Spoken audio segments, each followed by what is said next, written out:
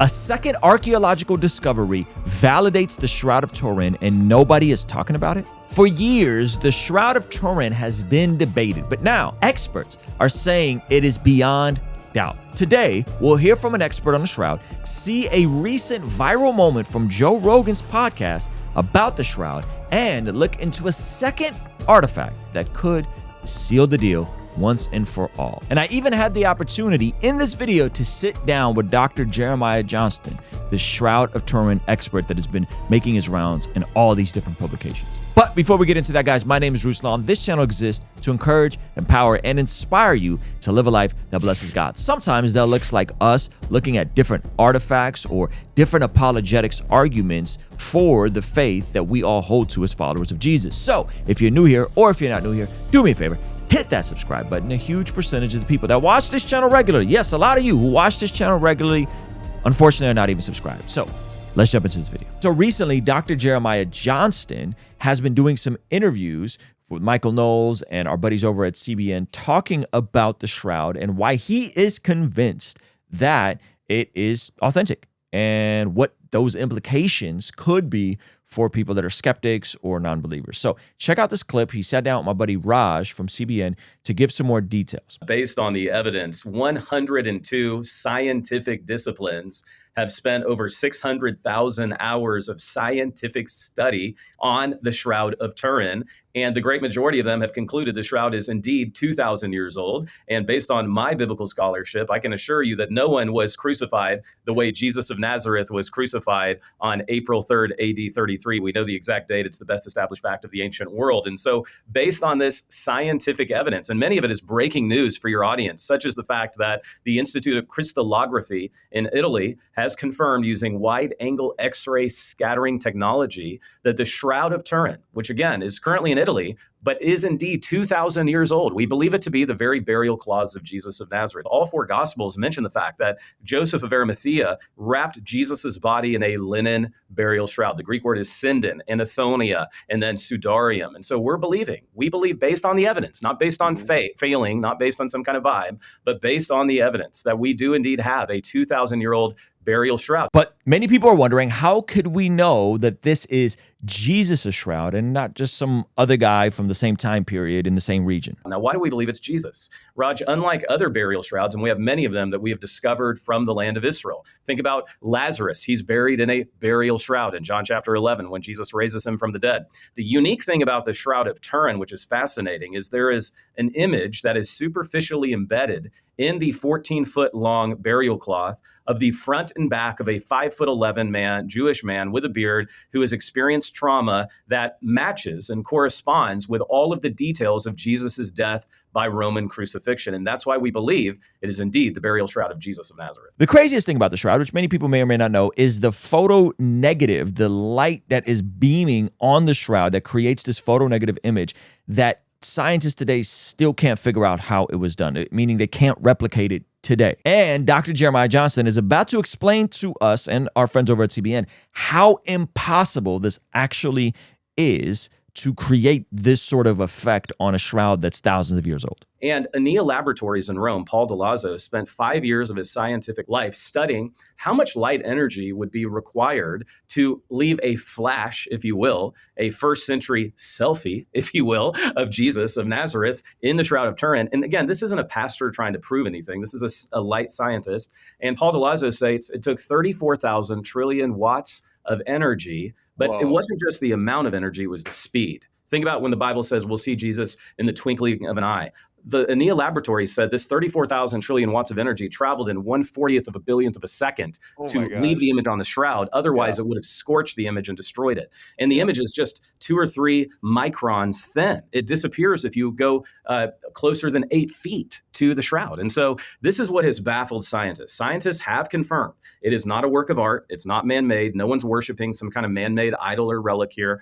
They have confirmed there's no pigment, there's no dye. But they have also said we have no idea how this happened. Now, in a moment, we're going to look at a second artifact that Jeremiah Johnston actually presents to Michael Knowles, but check out Joe Rogan's and good old Eddie Bravo's conversation about the Shroud and some of the things that they pointed out that obviously aligns with what we're talking about right now. Literally has like the image of Jesus burned into it somehow or another. I never looked into it. I just figured it was fake. But listening to you and Mel Gibson talk about it, I'm like, it's real? Is there? Well, apparently it's a lot older than they assumed when they did the first testing. And one of the problems is that there's cross-contamination. There's also been repairs to it. But they did subsequent testing, and they found that it was like 2,000 plus years old. Yeah, and the one thing, it's the most studied artifact ever. Damn. Like particle physicists, nuclear engineers, they all studied it, and some of them, some believe in it, some don't believe in it, but they all agree on one thing: no one knows how they did it. Right. No one knows how they made it. There's no paint. There's no dye. Like if no one has come up with a theory of how to do that today, that's where it gets really interesting. Because it wasn't paint and it wasn't dye and they all agree on that. Wasn't burned. They all agree it's a mystery. Joe Rogan makes a good point.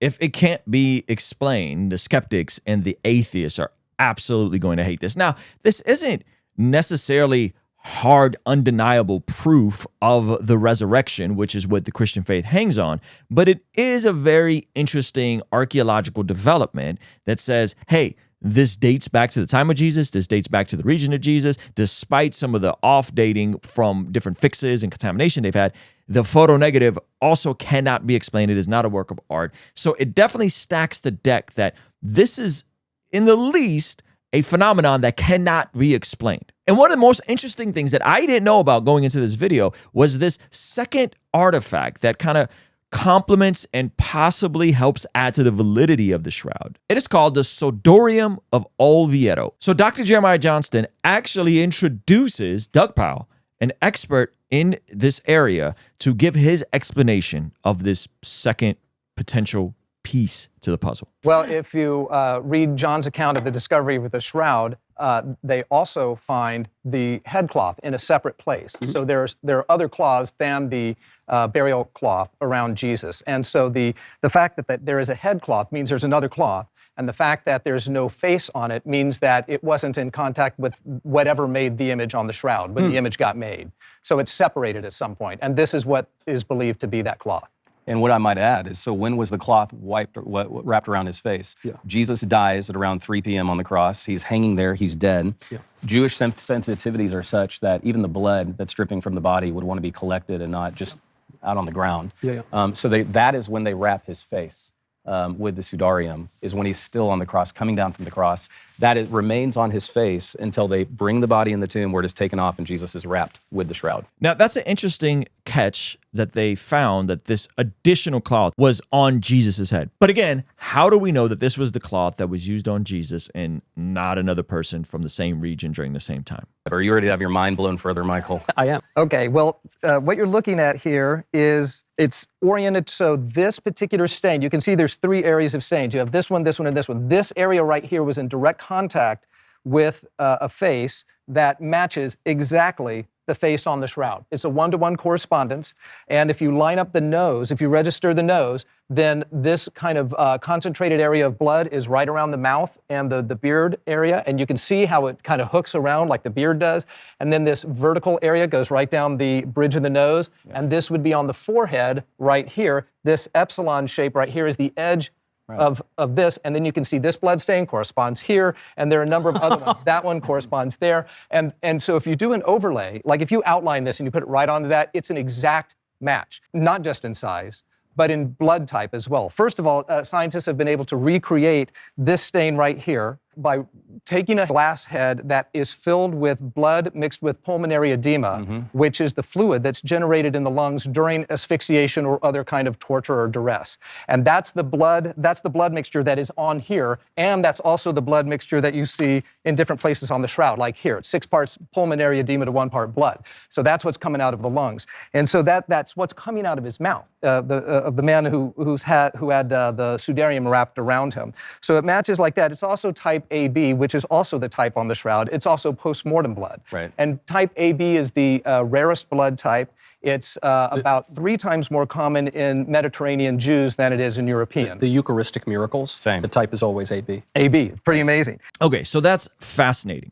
Type AB blood, very rare, and also from the region that Jesus was from. And I was actually able to reach out to Dr. Jeremiah Johnston to have him call in so we could talk about the practical implications of the shroud and how it can or cannot be used in the sense of witnessing, evangelism, and apologetics. Check this out. All right, so I am here with Dr. Jeremiah Johnston, who is actually headed to see the Shroud in person this week. So I love how you said that this is the only artifact from history that highlights the death, burial, and resurrection of Jesus. Now, I talk often to my friends who are skeptics, and this comes up, this shroud comes up, and I say, hey, like, what would it take for you as a skeptic to be open to the idea? Because I think history is fairly settled on the death and burial of Jesus. I think most people, whether they're agnostic, atheist, like a Bart Ehrman, would acknowledge that Jesus was crucified and that the disciples were convinced that he was resurrected. But you're making the statement here, which is a bold statement, that it proves or highlights the resurrection because of that beam of light. How could this specific piece of information be used in a evangelistic context, in an apologetics context, to help articulate why it is reasonable for us as followers of Jesus to believe that the resurrection is a historical event? You're asking the best question, Ruslan, because again, I was skeptical about the Shroud. I didn't need the Shroud. I'd published 250,000 words academically in peer-reviewed journals and academic serials, Oxford University Press, De Gruyter, other great academic presses. So I was completely agnostic as it related to the Shroud. But I don't let I learn from everyone, but I don't let anyone think for me. And the reason that I believe the Shroud is authentic is because I'm not irrational, Ruslan. 102 academic disciplines have published about not only the authenticity of the Shroud itself, that it antedates the previously erroneous carbon dating, but the Shroud has been getting old for 2,000 years. You've covered this on your channel, the Wax's wide-angle X-ray scattering from the Institute of Crystallography. And using my expertise of death and resurrection, that's what my PhD is in the death, burial, and resurrection of Jesus. No one was crucified the way Jesus is. So it goes beyond all doubt. And I believe the resurrection is proven in this artifact through the Shroud of Turin, without a doubt. And I say that because I'm not irrational.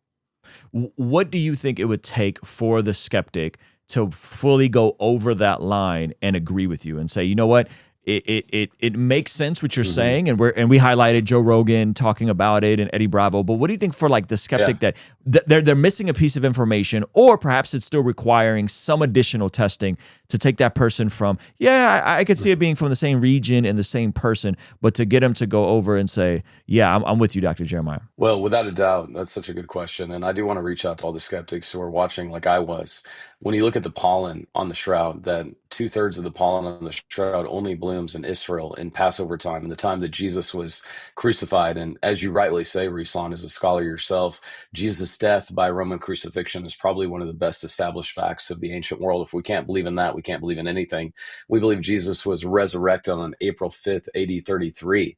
We can set a date to it. Or if you prefer the AD 30 date, it's April 9, AD 30. We know the exact date because it's such a well-established fact. For the skeptic, though, who's watching, when you look at the pollen spores, when you look at the fact that we have 102 academic disciplines, most of which don't have a theological bias to want it to be true, they actually didn't think it was true, but the evidence led them to a different conclusion, that the Shroud is authentic. No one is crucified the way Jesus is from the Roman Empire.